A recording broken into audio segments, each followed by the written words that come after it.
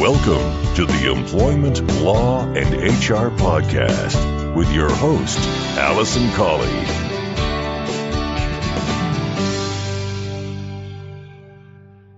Hello and welcome to this episode 175 of the Employment Law and HR Podcast. I'm your host, Alison Colley.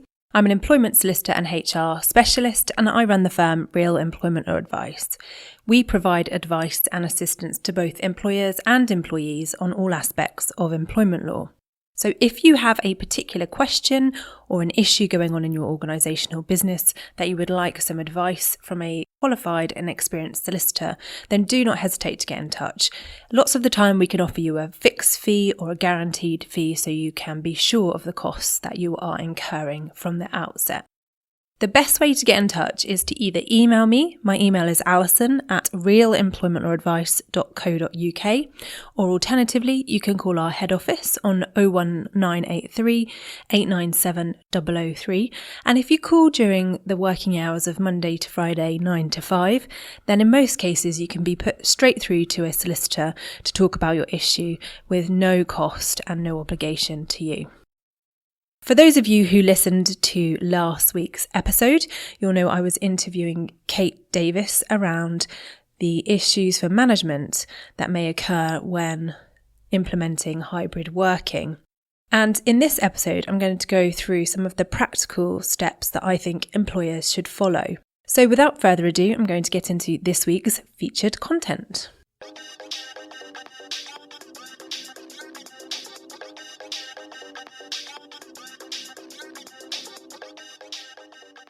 Now, as I said in the introduction, I'm going to be talking about the practical considerations for employers when looking to implement hybrid working. Now, it's very easy, in my view, for businesses and organisations to jump straight into hybrid working off the back of the home working that we've all been forced to do during the various lockdowns that have been taking place since March last year. And yes, it would be easy to carry on or just to make slight adjustments by asking staff to come into work in the office a few days a week.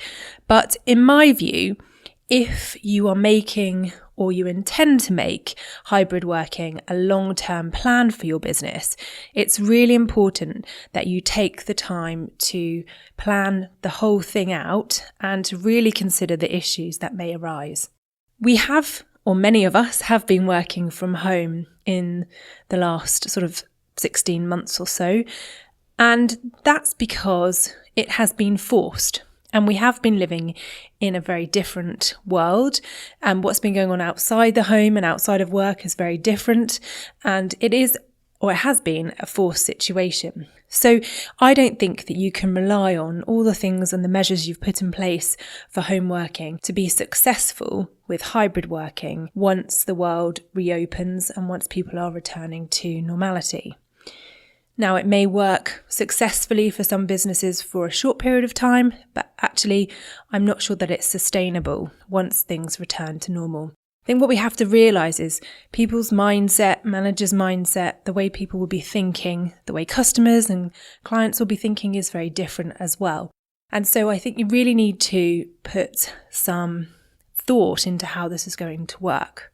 And so I've put together some of the key things that I think you should consider, and including some of the legal considerations. Now, if I talked about every single thing that you could potentially look at with hybrid working, I'd probably be here for the next 4 hours. But I am going to try and keep this podcast to the normal sort of 20 minutes to a half an hour slot if I can. And I will be following up with a further episode on this in 2 weeks' time. So there'll be a part 3. And I have also produced a checklist and some information for you. And there will be the possibility of downloading a hybrid working policy from our website shortly. So I'll give you more details about how you can get your hands on that checklist at the end of the podcast.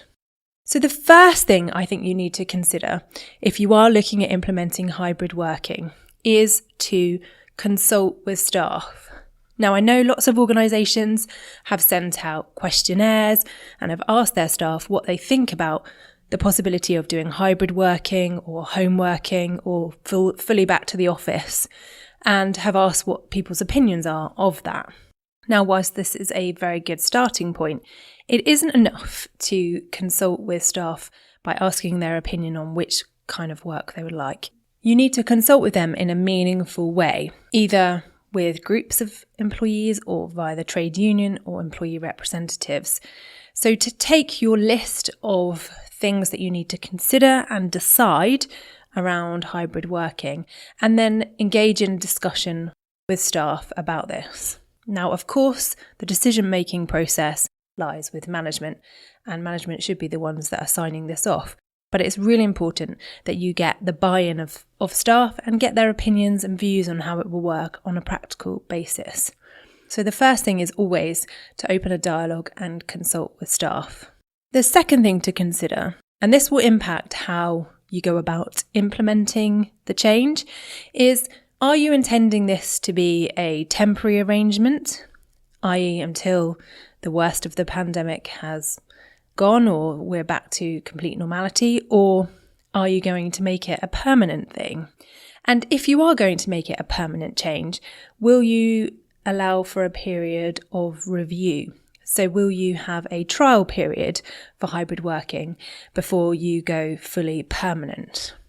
Now, in my view, if it is your intention to make this a long-term arrangement, I think it's really important that you do implement it on a trial basis. So that is, you say, we're going to give this 3 months and then we're going to review it, or we're going to review it after 3 months with a view to a final decision being made in 6 months. And therefore, setting out the expectation for staff that this may not be something that continues in the long term, and ensuring that they don't make alternative arrangements to their detriment at home if they're required to then return to the office full time in, say, 3 or 6 months' time. There are a number of scenarios I can foresee where employees make changes to their life, their home and their family to accommodate or to work around hybrid working, or to take advantage of the fact that they are working from home more often. And then if they're suddenly recalled back to the office full time, it could be very detrimental to them in the long term.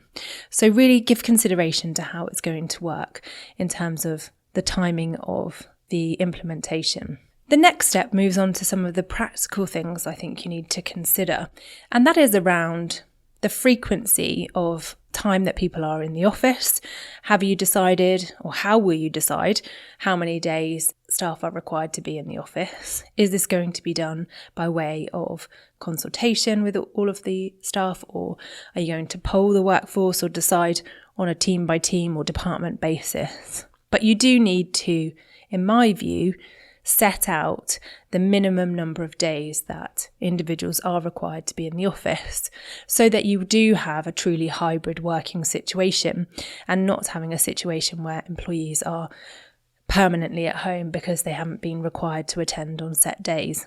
And then the next question following on from that is, how will you decide when the office days will be worked? Now, you can, of course, leave this to individuals to make their decision.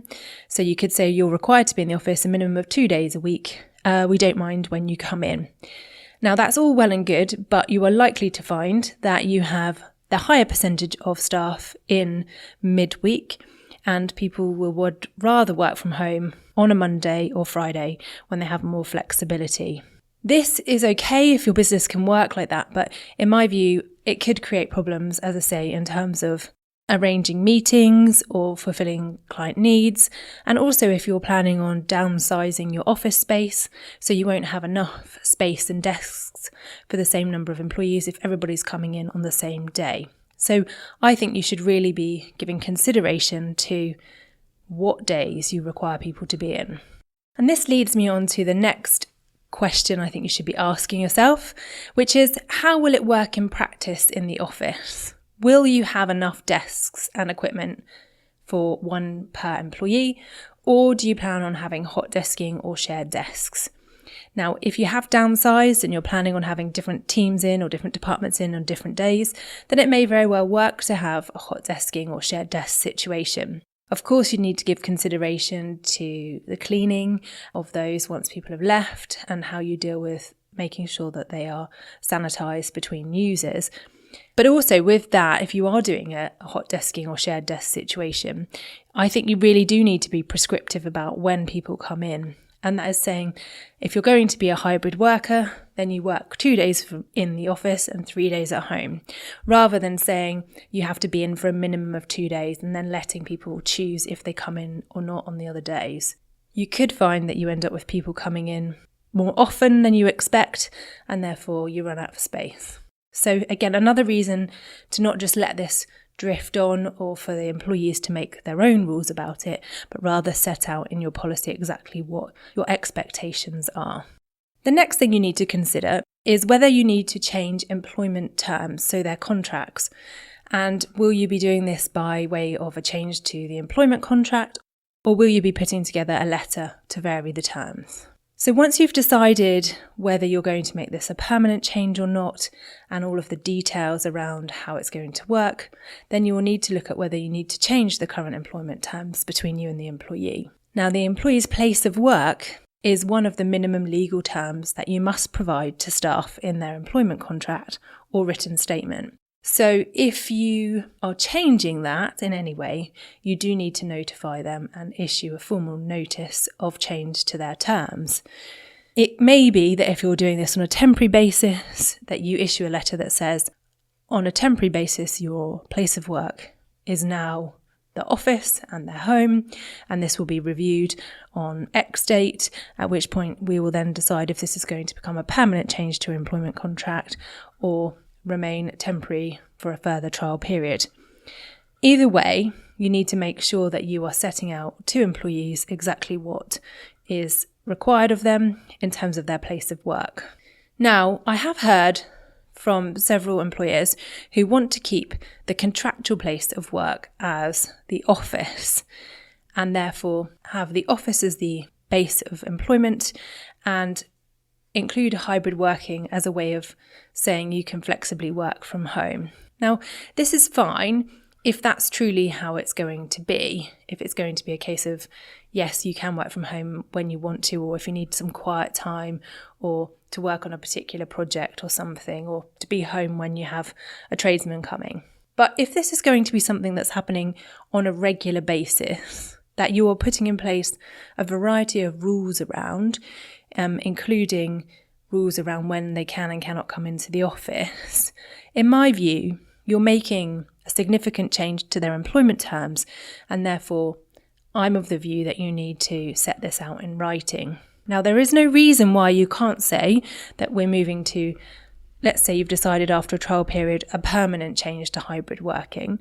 There's no reason why you can't say you will work 3 days a week in the office and 2 days a week from home, but we reserve the right to require you to return to working in the office full time should the need arise, or should the circumstances change, or should your performance fall below the required standard. So you're reserving the right to change that for them. This will make sure that your employment contract terms accurately reflect what's been agreed, but it will also give you the flexibility to make changes and recall them to the office in the future. So if you're changing the employment terms, this brings me on to the next question, which is, if you need to change the terms of their contract and it is not agreed, how are you going to deal with that? Let's just say, for example, on a company-wide basis, there's a resounding drive from the staff to move to hybrid working. So you go through the process of consultation, you come up with the rules and the parameters around it, and then you issue the details to staff. And you have an employee who says, I don't want to work from home at all. I just want to be in the office. Or you have an employee who says, I don't want to work in the office, I just want to be at home. How are you going to deal with that? So arguably you need to get their agreement to a change to their employment terms. So if an employee is contractually required to work in the office and they want to just work in the office, but you want to change that so they work at home, then you would need their agreement. And if there is no agreement and no compromise, then you would need to look at potentially giving them notice to terminate their employment and re-engaging them on new terms if you really want to force the change to hybrid working. If you have an employee whose permanent base of work is the office and you have had a temporary arrangement for them to work from home during the COVID situation, and then they decide that they don't want to return to the office at all, then what you would be looking at in that situation, in my view, would be a flexible working application from the employee to change from full-time in the office to home working. And of course, then that's down to your agreement as to whether that proceeds. In any event, if you find yourself in a disagreement with employees on an individual basis, then I strongly recommend that you engage in conversation with them, see what their issues are, and seek to reach a compromise to avoid any future conflict. But in short, there is no requirement for an employee to agree to hybrid working, and equally, there's no requirement for you to agree to full-time home working either. The next thing I think you need to consider from a legal perspective is how hybrid working will impact your organisation in relation to equality, diversity and inclusion. Now, this is not necessarily a short-term issue. It's unlikely to bring up short-term equality issues. Although, of course, if somebody has specific reasons for wanting to remain at work or in the office, and as we were saying earlier, you can't reach an agreement, it might be that that's because of a protected characteristic, and therefore there are additional considerations there. For example, if you have a disabled employee who actually has found that working from home is much better for them in terms of their ability to work and convenience, so they don't have to travel, then it may be that a reasonable adjustment is to exempt them from the requirement to come into the office for the 1 or 2 days that you're requiring others to. And that's an aside. What I'm talking about in terms of the impact on your organisation with regards to equality, diversity and inclusion is on a long-term basis. Now, there have been various studies which have shown those employees who are present in the office and who have access to experience, informal training and opportunities are the ones that tend to be promoted or have access to opportunities for promotion and development, whereas those who work at home predominantly are less likely to be promoted. As those staff who are more likely to want to work from home are parents, caregivers, potentially disabled employees, or those who are lower paid or in lower social economic groups, you may find that you are inadvertently creating a system of inequality in the long run. Again, it's very difficult to predict how this may impact your business, but the key thing is, from the outset of introducing hybrid working, is to ensure that you have this in mind and this potential issue. And again, it's another reason, in my view, for being both prescriptive about when people are in the office and when they're out of the office, so that you prevent a situation where, for example, let's just say young men without families are able to work in the office more frequently than their female older colleagues who have children. Then you're not creating a disparity there where the men are coming in because they can and the women aren't coming into the office because they can't, because they've got other things to prioritise at home. The next issue I think should be in consideration is whether you are going to allow meetings to take place in a hybrid way or not. So you might think, what are you talking about, Alison?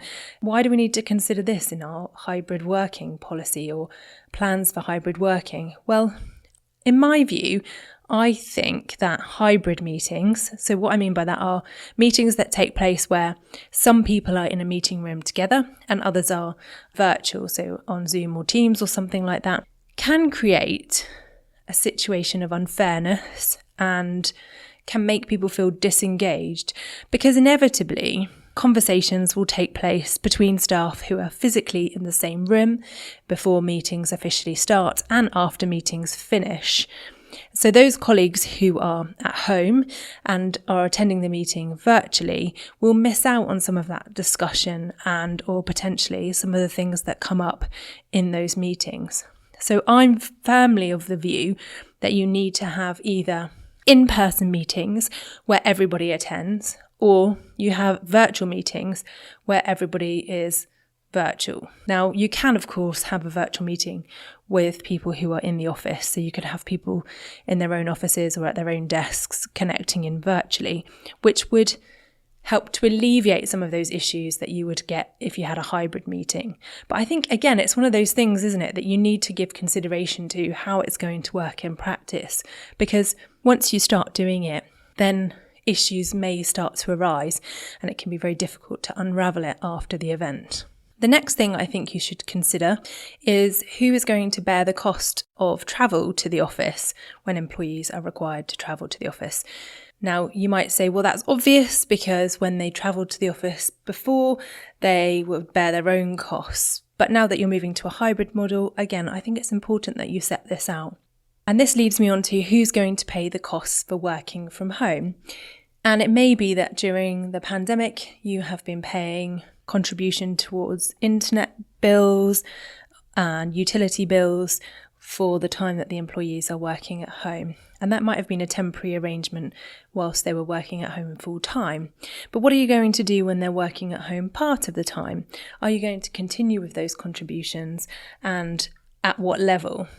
The next thing to consider is, will you have a requirement or stipulation that staff must live within a certain proximity of the office? If you are introducing hybrid working, do you want staff to be able to still come into work easily and readily, or are you happy for them to move further afield now that they are going to be working from home, say, 4 or 3 days a week?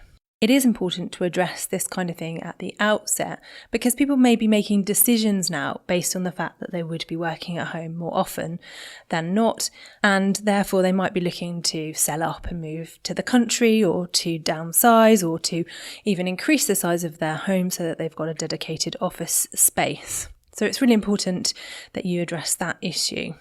The next thing, I think, which is really hard, is how are you going to ensure that you have a work-life balance for your staff and that this is maintained? Now, contrary to popular belief, one of the biggest problems with staff working from home is not their lack of work or their propensity to sit and watch Netflix all day, but rather it's the inability to switch off at the end of the day.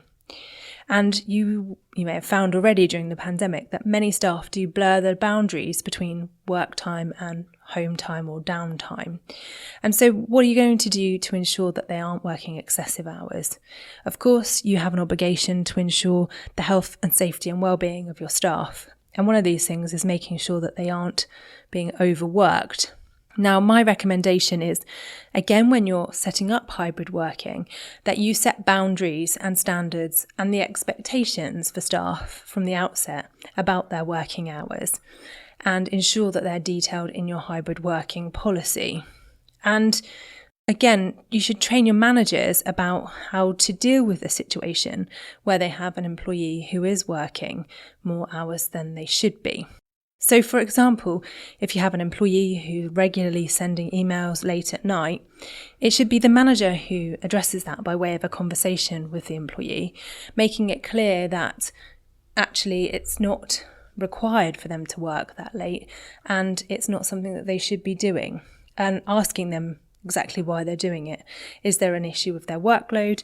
Is there an issue with the way in which they're working? Is there some other problem which means that they have to work late at night? So it is about opening that dialogue, but it is something that managers do need to be alive to and aware of if you introduce a hybrid working model.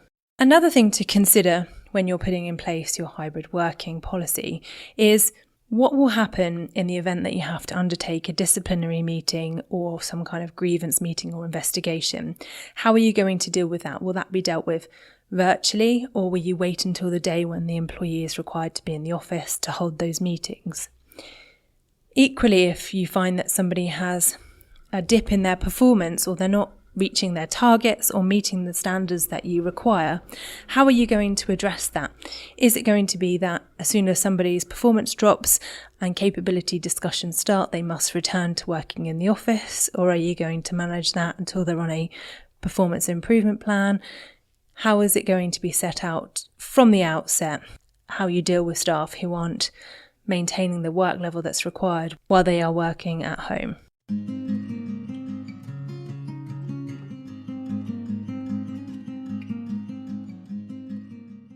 So those are just a few of the questions that I think are the most important things for you to consider when you are putting together your home working policy or rules and procedures around how home working is going to work.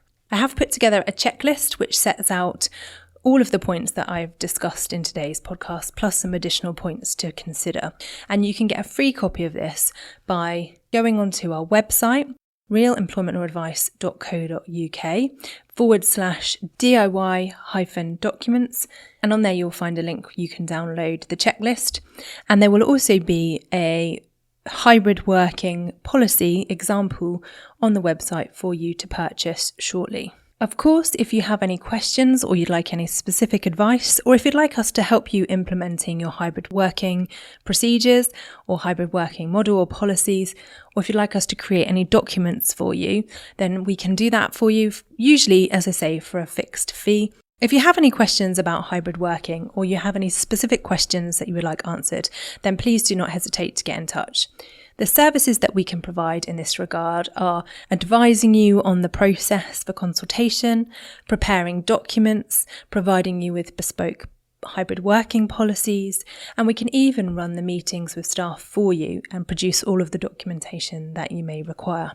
We can normally do this for an agreed fixed fee, so why not get in touch and we'd be happy to send you a quote and help you out in any way that we can. Finally, before I sign off, if you are implementing hybrid working in your organisation and you have any tips, hints or suggestions that you would like to share with others, then do please get in touch. You can either leave a comment on the podcast page on the website, which is realemploymentalradvice.co.uk/podcast, or you can send me a message in LinkedIn and share that way. Many thanks for listening. I hope that you have a fantastic week ahead. Thanks again for listening. Just want to finalise by saying I wouldn't be a lawyer unless I had a legal disclaimer. So I must just say to you that the information in this podcast is for information only. It's general review and a general update. It's always necessary to get specific legal advice about your circumstances. So please don't rely on anything that you've heard in this podcast. But please do feel free to contact me if you'd like further information or specific advice.